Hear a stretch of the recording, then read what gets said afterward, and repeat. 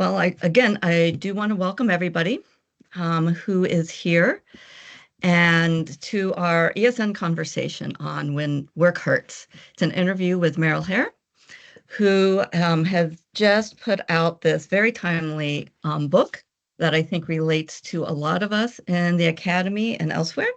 And so I am excited about the opportunity to speak with her, to ask questions, and then to have us as a group to ask questions as well. And so if as we are talking, there's a question that comes to you, feel free to put it in the Q&A area at the top of the toolbar that you will see in this webinar.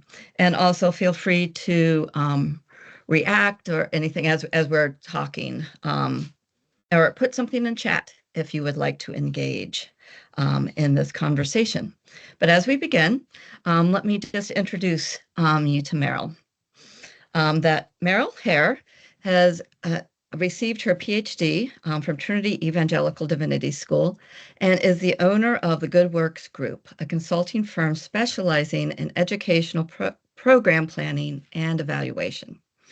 She previously served as Director of Research and Resources at Fuller Seminary's Max Dupree Center for Leadership, where she conducted research and created resources to help Christian marketplace leaders integrate their faith with their work. Meryl lives with her family near Athens, Georgia. And before people came on, I learned that they have had snow twice this year, quite more than they are used to. So that's a little bit about Meryl right now. And I will, let me stop sharing.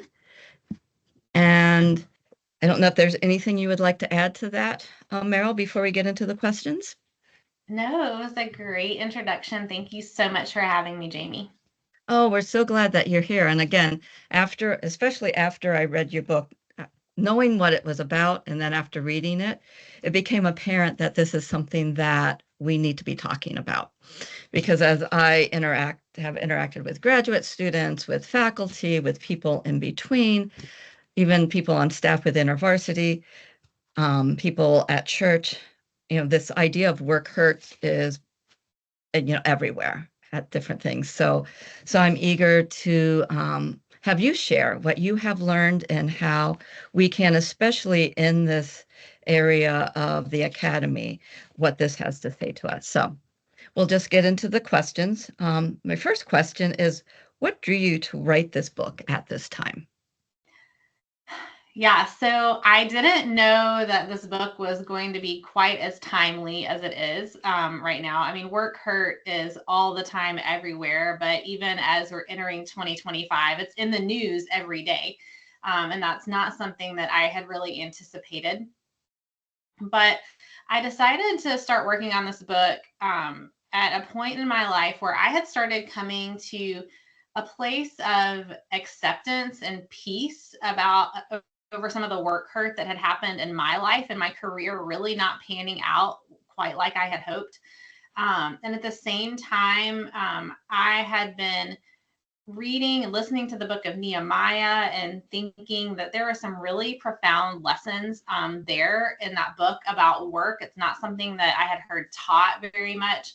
And I remember being on vacation at the beach, and I think the Lord knew I had wanted to write a book for a really long time. And I sensed this invitation to bring these two things together, this what I was seeing in the book of Nehemiah and this story, this experience that I have had, and to see how it might serve people. And I honestly ended up writing the book that I have needed for most of my career.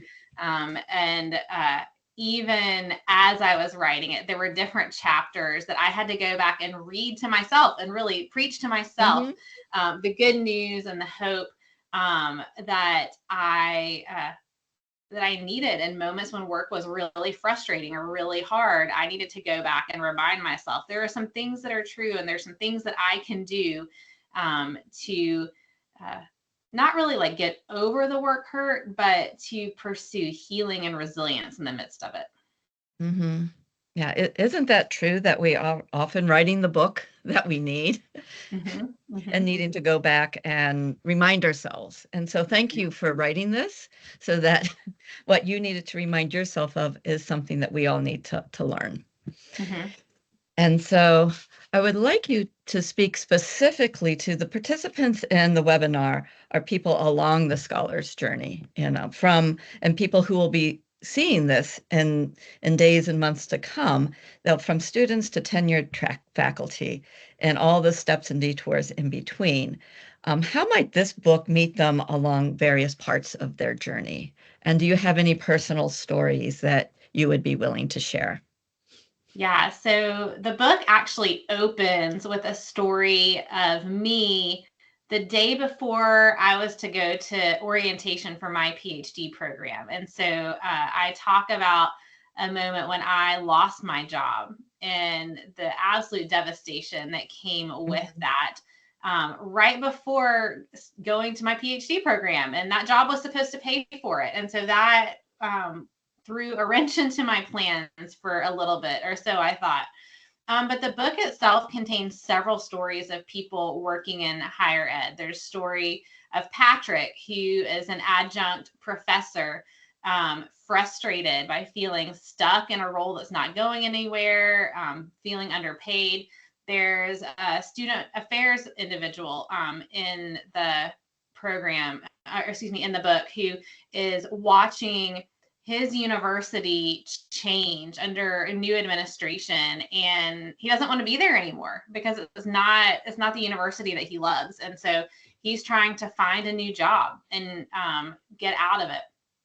An administrator who was bullied by a coworker, an academic center director who was a Black man working in a predominantly white institution, lost his job, which he had had for several years and was actually quite good at, but he lost his job because he was told he didn't have the right credentials. And so there are many stories in the book that I think are going to show that work hurt is in higher ed. Those of us that have worked in academia know that it's everywhere, from the classroom to the lab, to, we were just talking about the federal funding freezes and how that's affecting grants right now. There is work hurt all around at every stage of the process. And most of my career, I've either worked in or adjacent to higher ed. Even as a consultant, Mhm. I still consult with institutions in higher ed. I have done work for the Association of Theological Schools, which is a large accrediting body for seminaries and theological schools in the US and Canada. And I went back when I was preparing for this because I wanted to just do the math again. I have applied for a lecturer or tenure track positions at 9 universities and this is probably over the past six or 7 years. And I've done other types of positions, such as like Centers for Teaching and Learning, researcher positions. Out of all of that, I've only ever gotten one interview. And I made it to the final 2 candidates in that one. And I was even sure leaving the on-campus interview that the job was mine. Mm. And then I didn't get it. And I talk about that story a little bit in the book. I've been adjunct and affiliate faculty at 3 different schools. I supervise dissertations and serve on doctoral committees. But I have this sense that I'm like always the bridesmaid, never the bride, right? That full-time lecturer tenure track position is not opening up for me for some reason. And that's been something that I have had to continually wrestle with throughout my career, is that, okay, I've taught actually quite a lot at this point. Like if I were in a tenure track position, I would have more than enough classes and research under my belt Mhm. to apply for tenure at this point. And I have good teaching evaluations. I have good recommendations from my deans. And yet that way hasn't opened up, even though that's where I think I would do great in that type of setting. And so to wrestle with that, right? So there's been multiple pain points, especially, I think going into the academy these days, right? The number of jobs seems to keep shrinking. The number of applicants keeps growing. I remember one job I applied for, I was recommended by 2 different people to apply for the job, got an invitation from the search chair to apply for the job, and then didn't get an interview. And it turns out that 250 people applied, right? I mean, it's just the odds seem totally stacked against you. And so even just the career search in academia can be fraught with pain. But then there's the, in the classroom dynamics that are challenging. Conflict between students and faculty can be really challenging and really painful. I've had a student accuse me of being racist because they didn't pass my class. And, I was like, well, here are the learning outcomes that you did not achieve. Here's the final exam that you failed, the paper that you failed. Here's all the help that I've given. But, that's really hard to try to deal with that. It's really hurtful to be called and accused of certain things. It is also really hard. There can be conflict, among faculty, especially about teaching standards, about the content that we're offering in our classes.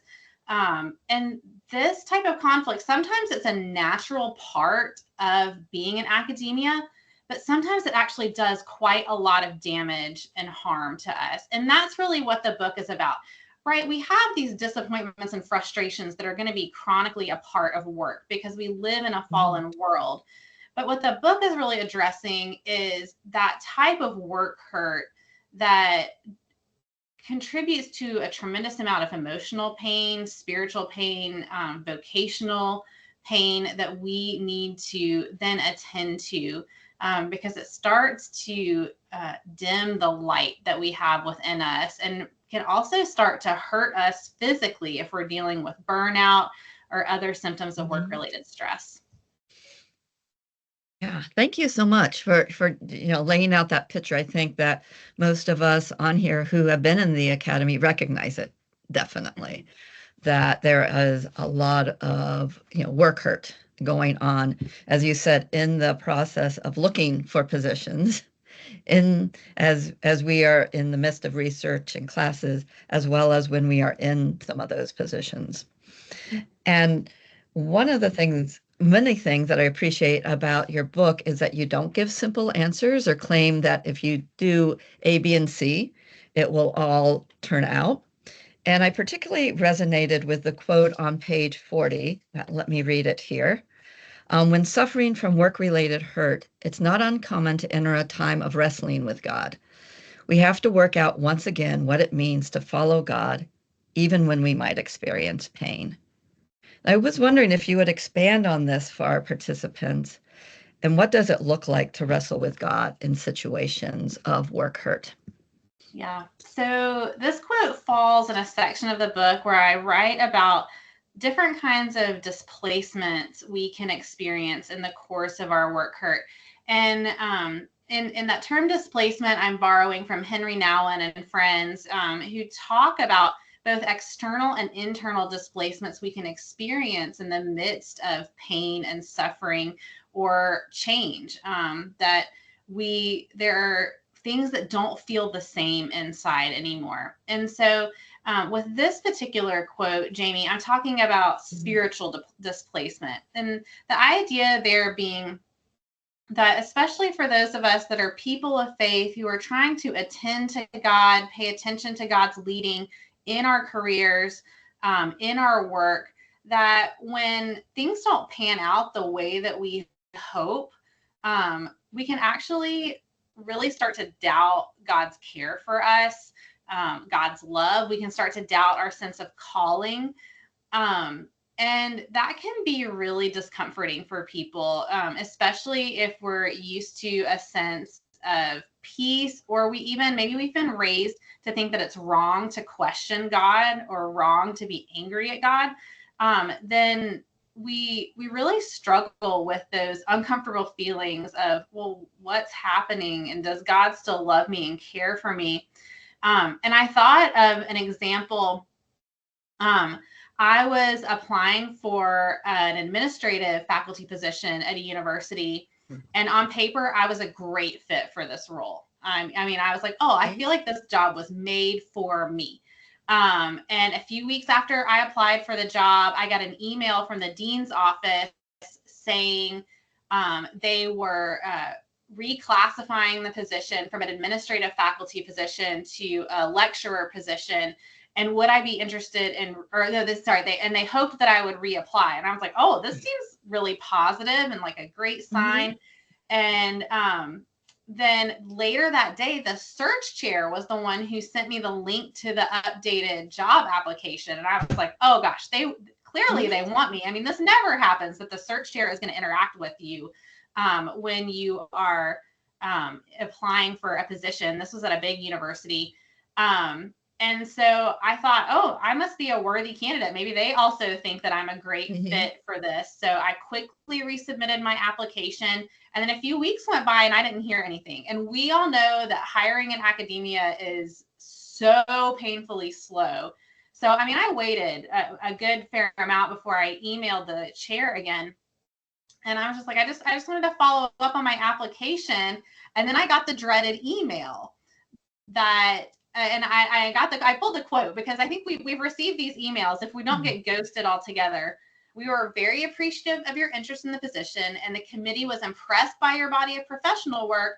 However, there were other candidates that possessed a bit more experience that matched with the requirements of the role. And so I was crushed because here everything was like all systems go. You know, you've got a ticket to an interview because they want you. They have made this effort to ask you to reapply. And then I didn't even get an interview. And I was like, God, I mean, I thought that this position, it seemed like it was crafted for me. It seemed like you were opening up a way for me here. Did I miss something? And I was just like, oh man, like maybe I'm not discerning correctly. Maybe I don't need to be going into academia. But that wrestling with God meant that I actually needed to do the work of continuing to pursue God and continuing to ask God what was next for me, and go back to the job boards and networking, which is no fun, right? Sometimes that wrestling with God means I've got to put myself back out there, even though I might get hurt again. But we do that. We put ourselves in the way of possibly being hurt again because we know that we serve a good God who loves and cares for us. And several of my friends throughout that process were really kind to say, you know what, I think maybe God is not giving you that, maybe because it's not good for you and for what God wants for you. And what a great reminder, right? But we need that because in those moments, we're just angry with God because we want this. We want this job. This job looks to be made for us, or we want this grant. Our research is a perfect fit for this grant. And when we don't get it and it doesn't go our way, we can be really mad and really frustrated and start to doubt God's love and care for us.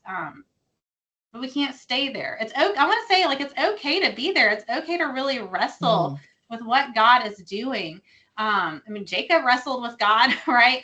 I think, you know, Job really had to deal with some difficult stuff in the midst of his suffering. But at the same time, we got to keep going and keep putting ourselves out there. Because God loves us and cares for us and is with us, even if we're going to get hurt again.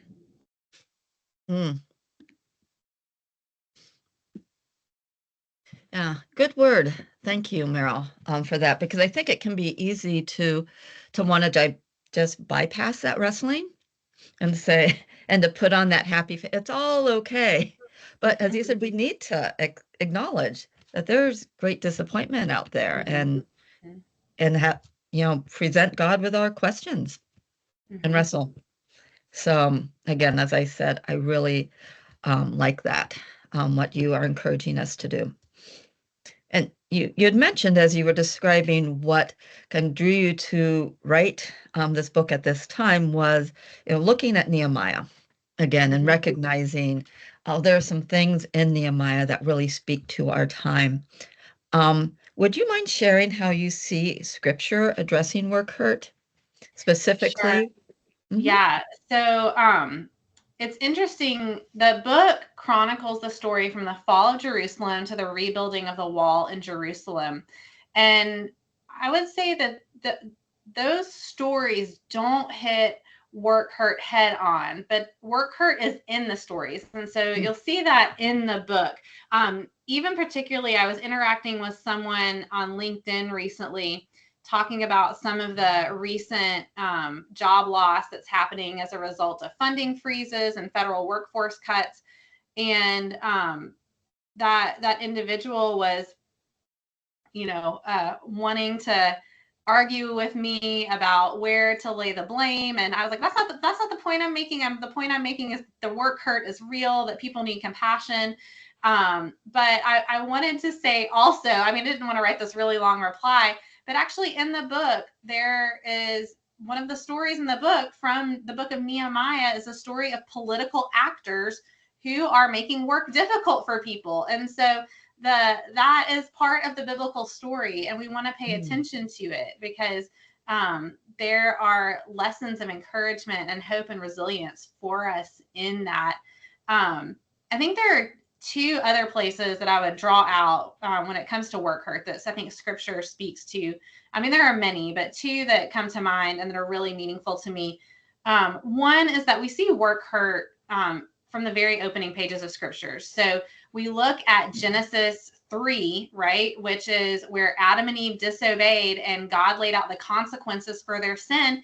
And some of those consequences were that we were going to experience pain in our work. And the words that the Bible uses for pain there encompass both physical pain and emotional pain, right? We often overlook the emotional pain aspect of that because our biblical translations don't capture that very well in going from the Hebrew to the English. But the Hebrew words, especially for the labor and pain around when we talk about the childbearing part for Eve, there's emotional pain caught up in that, which is really important to remember that emotional pain is part of our story from now until Jesus comes back to make all things new. But the other story in Scripture that's really special to me, it's been really special to me for a long time because I love the name of God in this story. But only recently have I come to look at it through the lens of work hurt. And that's the story of Hagar, also in the book of Genesis. Now, remember that Hagar was Abram and Sarai's maidservant. All right. And so here she is. She's in an employment situation where she has no agency and no autonomy. And most of us, thankfully, will not find ourselves in a type of workplace that's like that without the autonomy and the agency. So she couldn't very easily go and find a different employment situation for herself. But she's in a situation that is very abusive. Sarai creates a very toxic and hostile work environment for her. And then Hagar flees, right? She flees, but it's in that moment that she flees, when she's in her darkest moment, that God meets her. And she says, "You are the God who sees me." And I think that's a really important message for those of us who are in the midst of work hurt, that God sees us, right? God is not turning his face from us in these really difficult moments. He sees us and he's with us. And so we need to remember that we're not alone. Yeah, definitely. Thank you for sharing those. And I know that there are other scripture that you use throughout the book. And so I will encourage everybody to get it. And so you can see the fullness of how Meryl uses this, uses scripture throughout. And yeah, and I do want to, we're starting to get some questions, so feel free to either in chat or in the Q&A have some questions, and in a couple of minutes we will get to those as well. But our next question that I have for you is about the practical applications. And so as people go through, at the end of every chapter, you have a work hurt clinic. And would you describe that part of your book and how these sections can serve readers? Yeah, absolutely. So when we titled the book When Work Hurts, the image that kept coming to mind was a Band-Aid. And I think at one point I even asked the IVP graphic designers to consider putting a Band-Aid on the cover. And I'm really glad they didn't, because what they did is much better and much more thoughtful. But I think part of the issue with our work hurt is that we do try to put a Band-Aid on it and keep going. Like you said, Jamie, we can sometimes just try to pin on a happy face, right, and pretend it doesn't happen. I use the colloquial idea, we just stuff our pain, right? And because who has time to deal with it, right? Mm-hmm. You've got committees to serve on, you have papers to grade, you've got office hours, lectures to prepare, everything else on the docket. Oh yeah, and you got to publish some journal articles so that you can, keep on your tenure track. So there's a lot of demands on our time. And so carving out time to deal with our work hurt seems impossible. But we have to. We can't just put a Band-Aid on it, because it festers over time. It shows up in resentment and cynicism. It comes out in our conversations with our students and our colleagues. And I quote Father Richard Rohr in the book, and he talks about how if we don't attend to our pain, it's going to seep out and affect people. His quote is much more eloquent, and you can read it in the book. But we have to attend to our pain so that it doesn't wreck others around us.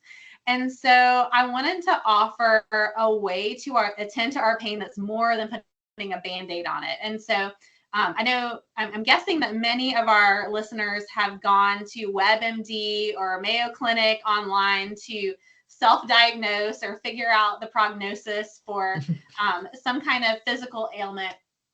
Well, I've tried to do something similar for our work ailments. And I'm not a medical doctor, right? I have a PhD, and it's not in anything related to the health sciences.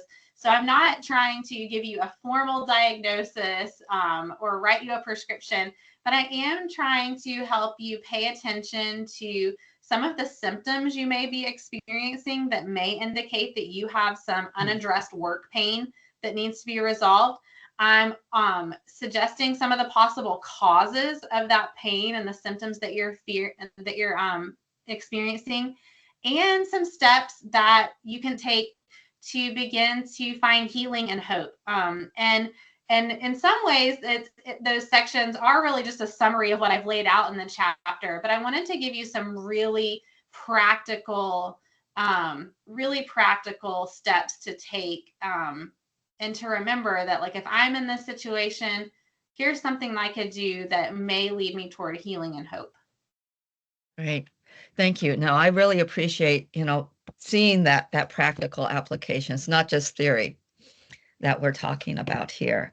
And you do end the book on a note of hope. And so I wanted to, without giving away everything, wanted you to have give our participants a sense of where you see hope in the midst of work hurt. Yeah, it's such a good question. For me, it comes back to the fact that we serve a good God who redeems, renews, rebuilds, and restores. And I come back to that passage from Isaiah that you will be rebuilders of broken walls often throughout the book, because we serve a God who takes people who are broken and hurting, and he uses them for his purposes in miraculous ways. And I hope that readers will understand that healing is possible for them, and that God can still use them, even if they've been hurt and things haven't worked out the way they hoped. And while I'm talking about this, I see a question in the chat that I'm going to answer. Please. So this is from Professor Lee in the chat. So asking, how do I enjoy my work now? And am I in retrospect that the other jobs didn't work out, seeing God's providence? Am I seeing God's providence in retrospect? In some ways, yes. In some ways, no. I still have a lot of questions, and God's plan is a mystery to me, why God has led me certain ways.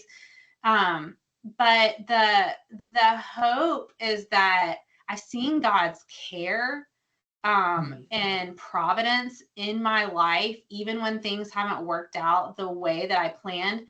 Let me back up. When I was in my Master of Divinity program at seminary, I did my my master's and my PhD at the same school. When I did my master's degree in residence, and I would go to chapel every week.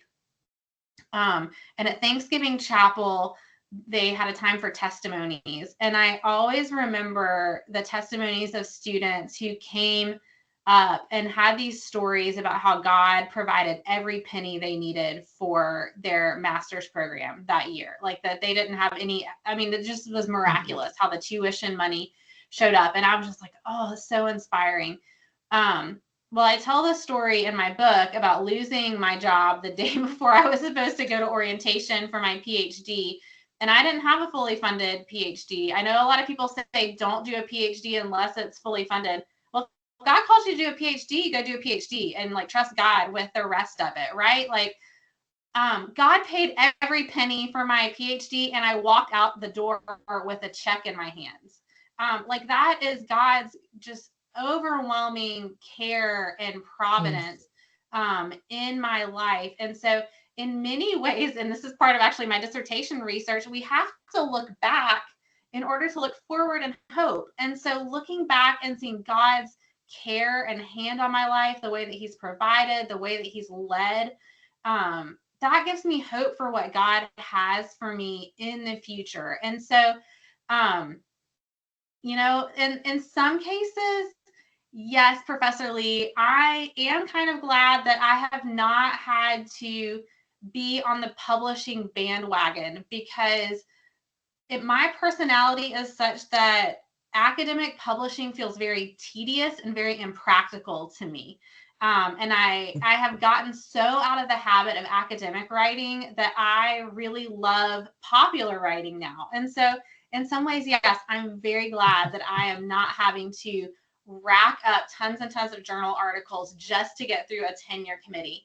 But I do miss teaching in the college setting. That's something I deeply love. And so I find other ways, though. God has opened other ways for me to use those gifts and skills of teaching in ways that I couldn't have even imagined. And here's what's really beautiful and something I didn't expect.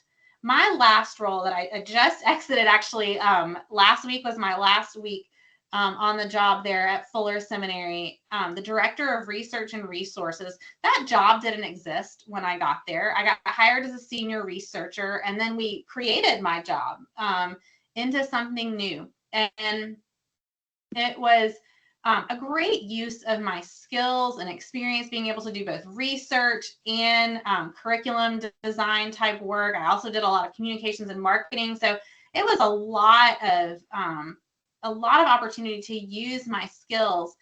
But what really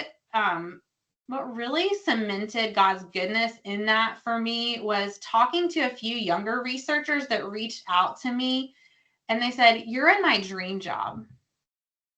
Or like, I really look up to you. And I was like, oh, here I am on a career path that's not even, this career path doesn't exist in the academy. It's the like figure it out as you go along career path and hope that a door opens up career path. But God did something really special there, and such that it was able to open a door to inspire, and really in a really special way for me, some young women, younger women who want to do research the way I was doing it in the academy, and serve in that type of position. And so God redeemed that in a really special way, I think, in my case. Beautiful.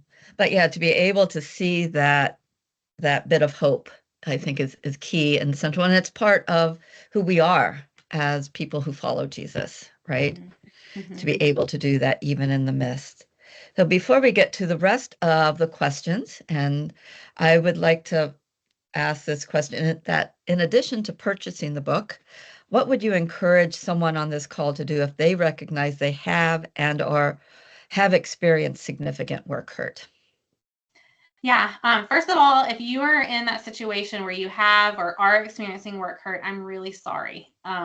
It's hard, and I wish I could wave my magic wand and take you out of that situation. Very practically, you need to acknowledge that you are in a work hurt situation, that you've experienced it. There is healing in claiming it to be true of you, even if it's not a fun part of your story. You need to talk to somebody about it, and you need to talk to God about it. That is just really the first step. Bringing that pain into the light is really just the first step in healing. And some of us, if we have it available to us, need to talk to a professional about our work hurt. That could be a licensed mental health professional, a mentor, a coach, a spiritual director. If you are experiencing physical symptoms due to work-related stress, you may also want to check in with a physician about that. But really practically, we've got to just start the healing process. And starting the healing process says, this happened to me. It's true of me. I'm going to tell somebody about it, somebody who can be a friend. And you may have to tell like 4 or 5 people before somebody's really going to get it and show you some empathy sometimes. But, claim it to be true of your life. Talk to somebody and pursue healing. Talk to God about it. Bring it before the Father who loves you and cares for you. And one other thing I would say is, one thing that I've discovered is that people find it very cathartic to tell their work hurt story. And you never know when your story is going to help someone else that's in your shoes. And so if you have a work hurt story that you would like to share, I have an email address that you can send that to. It's whenworkhurts@gmail.com. I change all the identifying details. I'm a trained researcher. I have gone through so many IRB trainings. It's not even funny at this point, but I will take the utmost care of your story and protect your identity if I share it. But you, like I said, you never know when telling your story is going to make you feel a little bit better, or it's gonna, if you allow me to tell your story, or you tell your story to somebody else might find hope and healing and solidarity in that moment. So whenworkhurts@gmail.com, if you want to share your story, I welcome it and will receive it with compassion and care. Oh, that is so, that idea of sharing stories, because we often don't hear that. There is this sense of you go into the academy, it's this magical place we see on the outside, and we wonder if we're the only ones who have been rejected. We're the only ones who never received a grant or an interview. And then we find that, no, we're not in the least. And our stories really can help others. So with that idea, there are a couple of questions in chat, I think, that you can see. If you want to go down, we have one from Dana Olsen-Getty about discerning between continuing to take faithful risks that you were talking about, and then wisely avoiding systemically exploitive and toxic work situations. Oh, that's a really great question. Dana, I would say, number one, you have to discern in community. So you need to find some faithful friends, maybe family members who can walk with you through that. Systemically exploiting and toxic situations are really tough. In the book, I introduced a framework that was given to us by a researcher, and I'm not remembering his name right at the moment, but it's about toxic situations. And let's see if I can remember them all. Exit, voice, loyalty, and there's a fourth one that I'm forgetting right now. When you're in a toxic situation, you've really got to evaluate what is God inviting me to in this situation? What is healthy for me? And what can I tolerate? And so there's exit. You may need to get out quickly. And that could be moving to a different department or a different job altogether. Voice is being a prophetic voice in the context that you're in for advocating for change. Now, the original author didn't use prophetic voice. That's me adding a theological layer on it for Christians, that we can be a voice for mercy, truth, and goodness and justice in toxic environments, but there can be harm associated with that because it's risky. It takes a lot of courage, and there can be repercussions for us in doing that. Loyalty is just remaining committed to the cause that you care about, and you're just going to tough it out. But I was talking with someone recently on a podcast about this, that there does come a point when, even resilient things break, right? Like you can think about a rubber band. A rubber band is resilient only up to a point. And as much as I want us to build resilience in the midst of our work hurt, there comes a tipping point at which we need to probably exit and look for something new. And not everybody has that privilege. Sometimes it's really hard, but I would say one thing to look at is your toxic environment causing work-related mental health or physical health issues? That may be a red flag that something needs to change. Are you exhausted all the time? Are you burnt out? Again, just red flags. If there's no hope of change, I mean, I am always going to hold out a nugget of hope of change because I love Jesus and believe that Jesus renews all things. But we work in academia. We know that these institutions are slow to change. And so we've got to weigh, to what extent are you going to be an advocate for change? And can you do that? And to what extent is God calling you to that kind of sacrifice? Or does it make sense to leave and see where God is going to use you somewhere else? I wish I could say that it would be so easy to leave and that a door would automatically and quickly open up for people. But even the story of the guy that's in the student affairs position that I talk about in the book, he waited for over 2 years to find a new position. In the book, he's still in the job search, but he does have a new position now. I'm pleased to say he got a new position. But it can take a really long time. And so to discern with God in community, paying attention to yourself, to what's going on in your body and your mental state, I think is really, really helpful. And sometimes, again, working with a licensed professional like a counselor or a coach in a situation like that can be really helpful. Thank you for those very practical tips in a very difficult situation there. Another question we have here is, in your research, did you discover any similarities or differences between work hurt in secular versus Christian institutions or workplaces? Oh, yeah, and I see that's from my friend Kathy. Hi, Kathy. It's a great question. So for the book, I interviewed several people, and many more offered to share their stories than I could fit into the book.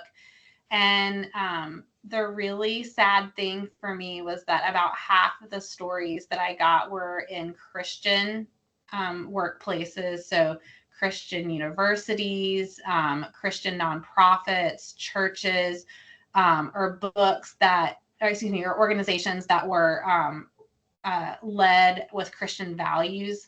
And that's a really hard thing to get your mind and heart around, that in places where we would hope that work hurt would be less, it's actually quite prolific.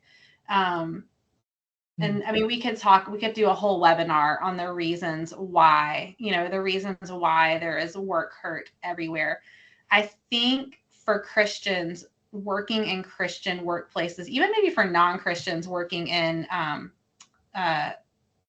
faith-based workplaces, I think that particular work hurt can be really profound, because there is an element of expectation there that people are going to comport themselves in a particular way, that the organization is going to run in a particular way, that the culture is going to embody certain values because of the commitment to Christ and the way of the kingdom. And when that does not happen, when it doesn't play out like that, I think it's really disorienting for people. And I think those contexts are also ripe for spiritual abuse. And so that's a unique type of work hurt that I don't get into in the book. It's outside of the domain of this book. But I have a friend, Janae Alman, who's written a book called Othered. She gets into that a little bit, and actually she gets into it a lot in her book, from working in a church context and what spiritual abuse can look like there. But I am sad to say that, I mean, I haven't done a study. I haven't done an empirical study to, look at the differences, but anecdotally, it seems like our Christian workplaces don't often look that different from secular workplaces when it comes to work hurt. Yeah, as you said, it's unfortunate. And as you said, it probably can create more disharmony in us because of what we are expecting. Something very different. And there. No, if there are any final questions, I think I see somebody in the midst of typing. No, thank you. It's over here. But is there anything, as we're wrapping up the question and answer, is there anything else that you would like to leave people with? Oh, this has been such a good conversation. I think I've met several people. My agent for my book is one of them, who have had the benefit of not experiencing a lot of work hurt. And I really love that for her. I think she's in the minority. I think a lot of us have experienced a lot of heartbreak along the job. There's actually a podcast host that I follow on LinkedIn, and I follow her podcast. It's called The Anxious Achiever. She and some of her colleagues at the Harvard Business Review have been using the word professional heartbreak, which I don't love the concept, but I really like the term. I think it's around us more than we like to admit because we don't talk about it enough. And so one thing I hope for this book is it's going to help us become more comfortable talking about our work-related hurt. There's often a lot of shame that goes with work hurt. Like a lot of my friends are full professor right now, right? And so that, I'm so excited for them. But yeah, like if I jumped back into a tenure track, that's like 3 to 5 years down the road for me to do that right now. And so there's some shame there is that we internalize because of our story not working out quite the way that we had hoped or anticipated. There is an unwillingness to talk about it because it can be awkward. I find it very awkward to be in conversations with tenure track faculty as an adjunct or an affiliate. Sometimes we're not often treated the same, even though we have the same credentials, right? Like we've all got our PhDs and we've taught, we've done the same things. And so it's a little bit different. It's hard. And so I want to just, if we can take some steps to normalize work hurt and to talk about it. And I don't know where everybody on our call is in terms of their career trajectory, but if I can speak to those of you who are mentoring graduate students and doctoral students, now is the time to have really candid conversations with them about what they might expect in their career trajectory. Yes, we hope that everybody's going to go to the tenure track position at the R1 school or right, whatever the dream is, and you get the postdoc fellowship.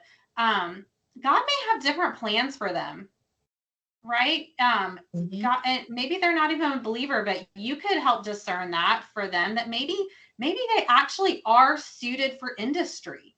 Maybe they're suited for, like my role is very translational. I can be in the literature and the research all day, and probably I'm better suited at translating the research to the general public than continuing to write academic articles for more scholars. I can do both, but I'm probably better at one than the other. And so I am probably like slightly better suited for this middle of the road thing, or I might be better at a certain type of institution than another. Let's start having those conversations now with our students and being really candid about some of the things that they could experience along the way, because we can start building that resilience in them now as they're young. And if you are an up and coming scholar, so let's say you're in graduate school right now, working on your master's, looking at doing the PhD or the postdoc, I would encourage you to keep an open mind and an open heart about what God might be calling you to do, and to not have your heart set on one thing. Because if you have your heart set on one thing and that thing does not pan out, you are going to be dealing with so much heartbreak and potential resentment and cynicism over the long haul, when there are so many different ways that God can use your gifts and your talents and training in this world. So the tenure track professorship is wonderful, and many wonderful people do good work in that, but it is not the end all be all for academics. There are many different applications of our training and skills in the world, and God might surprise you like he surprised me again and again about the ways that he wants to use it. I've done things where like I was in a room with seminary presidents advising them on data collection for their schools. I never had a category for that in my career. Like I've gotten to do some things that I never imagined. It's come out of having to navigate and pivot after some hurt in my academic career. But God wants to do something amazing in and through your life. And it can take place in a whole bunch of different occupations. It doesn't have to be one occupation. Look at my CV. It's a hot mess. I've had a ton of occupations in my, I'll be really candid. I'm 44 and my CV is a hot mess. It looks all kinds of crazy. But God has taken me on this really beautiful adventure to do some really remarkable things, to meet some amazing people and have some incredible opportunities. And so, I think it's just a matter of staying open to following him.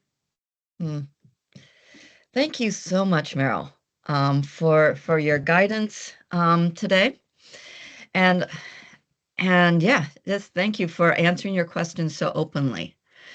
Before we leave, I have like 2 minutes of announcements, and I'm going to put in the chat some of the links to those, even as I share them visually. The first, of course, is please go out and purchase When Work Hurts.